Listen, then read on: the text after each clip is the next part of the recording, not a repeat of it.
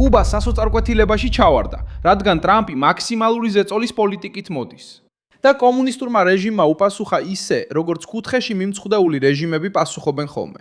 ცდილობს შიშის სამხედრო მუქარად გადააქციოს შეერთებული შტატების წინააღმდეგ. ამ ორშაბათს 2026 წლის 18 მაისს კრიზისი გამწვავდა იმ ინფორმაციით, რომ ჰავანას 300-ზე მეტი სამხედრო დრონი აქვს და განიხილავს ამ იარაღის გამოყენებას გუანტანამოს ამერიკული ბაზის, შეერთებული შტატების გემებისა და თუნდაც ფლორიდის კეი უესტის წინააღმდეგ.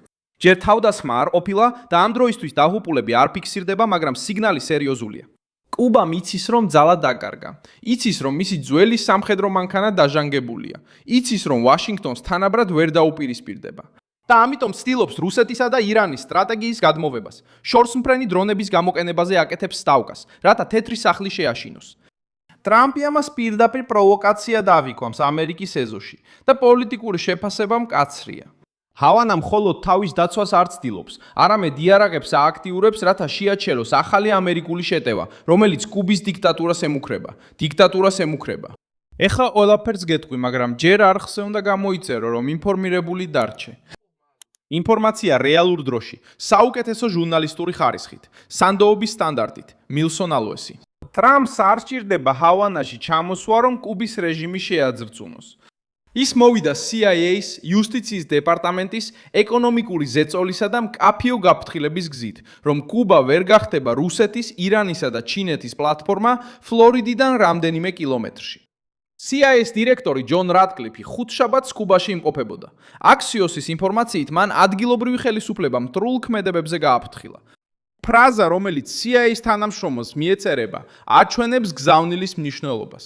დასავლეთ ნახევარსფერო ვერ გახდება შეერთებული შტატების მოწინააღმდეგეების გასართობი პარკი. რაც კუბა აკეთებს, გავრცელებული ინფორმაციის მიხედვით მარტივი და საშიშია. სხვადასხვა შესაძლებლობის საბრძოლო დრონების განთავსება კუნძულის სტრატეგიულ წერტილებში. ბრალდება ისაა, რომ ეს აღჭურვილობა რუსეთიდან და ირანიდან 2023 წლიდან შემოვიდა, ხოლო ბოლო თვეში კუბის ხელისუფლება სავარაუდოდ მეტი დრონისა და რუსული სამხედრო მასალის მოპოვებას ცდილობდა. მიზანი იქნებოდა ვაშინგტონის წინააღმდეგ საპასუხო შესაძლებლობის შექმნა არატრადიციული ძალით, არამედ ასიმეტრიული მუქარით, დრონების გამოყენებით დაშინების იარაღად. დრონების არჩევაც სისუსტეს აჩვენებს. კუბა თანამედროვე სამხედრო ძალად არ ითვლება. თავად ანგარიში, რომელსაც კუბის ხელისუფლება ციტირებს, აღნიშნულია, რომ ვაშინგტონში არავინ ღელავს კუბის გამანადგურებლებზე, რადგანაც არც კი არის ნათელი, აქვს თუ არა კუბას რაიმე გამანადგურებელი, რომელიც ფრენის მდგომარეობაშია. ამიტომ რეჟიმი ცდილობს სამხედრო კრახიაპი, მოძრავი და ძნელად სათვალთვალო იარავით აანაზღაუროს.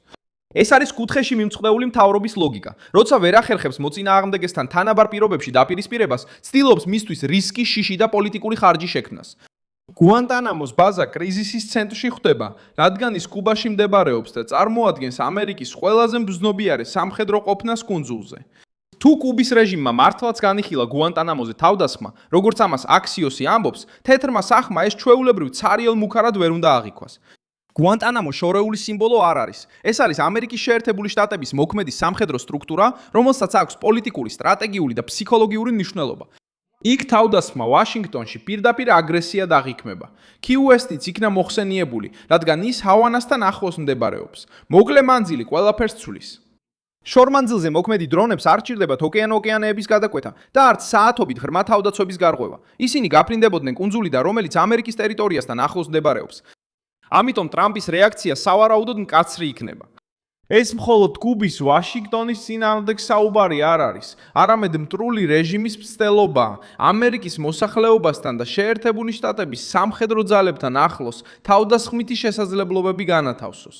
ჰავანამ უპასუხა ვაშინგტონის დადანაშაულებით, რომ ის ყალბ საქმეს ქმნის სანქციების და შესაძლო სამხედრო ჩარევის გასამართლებლად. საგარეო საქმეთა მინისტრმა ბრუნო როდრიგესმა განაცხადა, რომ კუბა არ ემუქრება და არც ომისურს და აღნიშნა, რომ კუნძული ემზადება გარე აგრესიის წინააღმდეგ ლეგიტიმური თავდაცვისთვის. მაგრამ პასუხმა მთავარი საკითხი არ გააქარწყლა. როიტერსის ცნობით როდრიგესმა პირდაპირ არ ახსენა ბრალდებები დრონებთან დაკავშირებით. ეს გაურკვევლობა ზეწოლას კვლავ აძლიერებს. თეთრი სახლი კუბას უფრო დიდი თამაშის ნაწილად განიხილავს. გაფრთხილება მხოლოდ ჰავანას არ ეხება.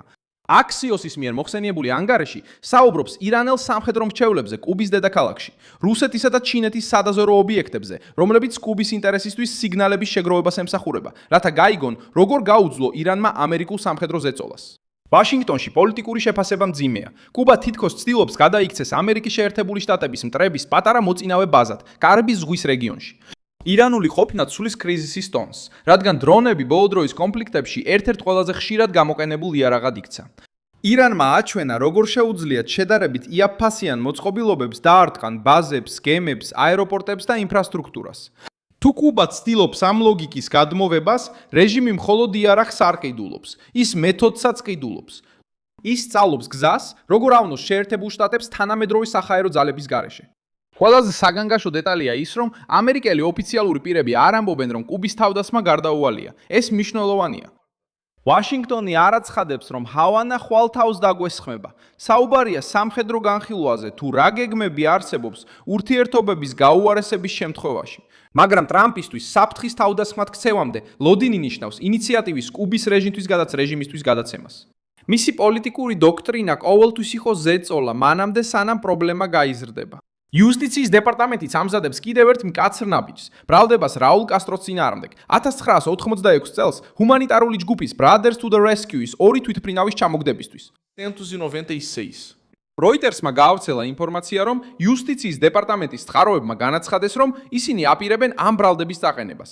და აქსიოსმა აღნიშნა, რომ ეს ბრალდება შესაძლოა ამ კვირაში წარედგინოს.